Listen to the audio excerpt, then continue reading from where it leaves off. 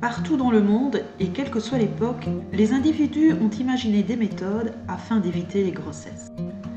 Dans la grotte des Combarelles, dans le Périgord, on a retrouvé des reliques laissant supposer l'utilisation d'étuis péniens, symbolisés ici par la corne de bélier. Dans l'Antiquité, les femmes utilisaient une diversité de méthodes contraceptives, ou supposaient-elles. Il y avait des mixtures, utilisées comme douche spermicide. Les recettes étaient composées d'huile, de vinaigre, de citron, d'alun, de thé vert, de poudre de plomb, de bicarbonate de soude ou autres produits.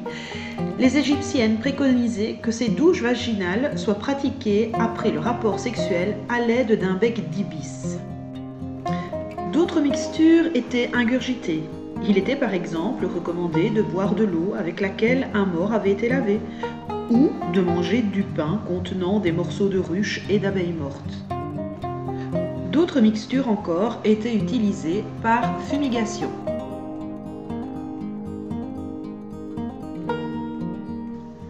Cela peut paraître surprenant, mais les Égyptiens connaissaient déjà la contraception orale. Il fallait prendre une graine de grenade moulue avec de la cire après l'accouchement pour être protégé pendant 1 an.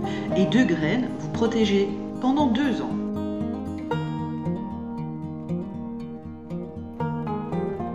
Mésopotamiens, Égyptiens, Romains utilisaient également la méthode des peucères pour empêcher la progression du sperme. Ils étaient faits soit de pierre, soit en cuivre, comme on a pu en découvrir dans l'utérus de plusieurs momies. Ça pouvait être aussi des préparations, donc des pâtes à base de fientes de crocodile ou d'éléphant mélangées à du miel, de la gomme arabique, que l'on insérait dans le vagin afin de bloquer le col de l'utérus. L'astuce supplémentaire était d'utiliser des épines d'acacia broyées dans du miel. Les Égyptiens utilisent déjà des préservatifs sous forme de sachets de lin et les Romains des gants de Vénus en vessie animale. Le Moyen-Âge n'est pas très propice au développement de la contraception. D'une part parce que l'époque est fortement chrétienne et que l'Église rejette la contraception. D'autre part parce que les paysans utilisent des vessies et des boyaux d'animaux pour réaliser les préservatifs. Et on ne peut pas tuer un animal chaque fois qu'une envie se présente au risque d'y perdre son cheptel. Les Asiatiques épargnent les animaux.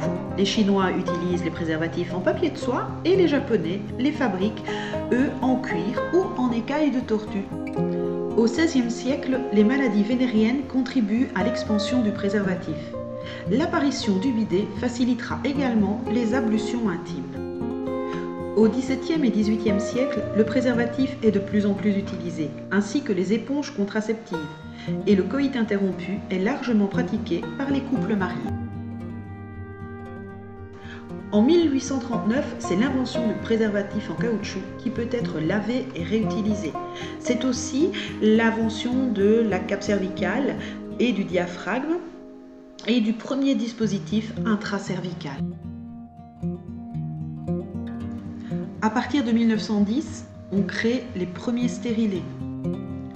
En 1924, le docteur Reginault offre une méthode pour calculer la période de fécondité. Combinée plus tard à la méthode de Knose, basée sur la température, on obtiendra la méthode du calendrier. C'est à partir des années 50, avec le docteur Pincus, que les recherches vont donner lieu à la pilule contraceptive. Le XXe siècle sera le témoin de nombreux autres progrès en matière de contraception. Outre la pilule, dont la formule a elle-même évolué, on trouve actuellement sur le marché bien d'autres moyens. Piqûres trimestrielles, implants, anneaux vaginal, patch, stérile et hormonal. Alors, pour choisir la méthode qui vous convient, informez-vous et parlez-en à votre médecin ou dans un centre de planning familial.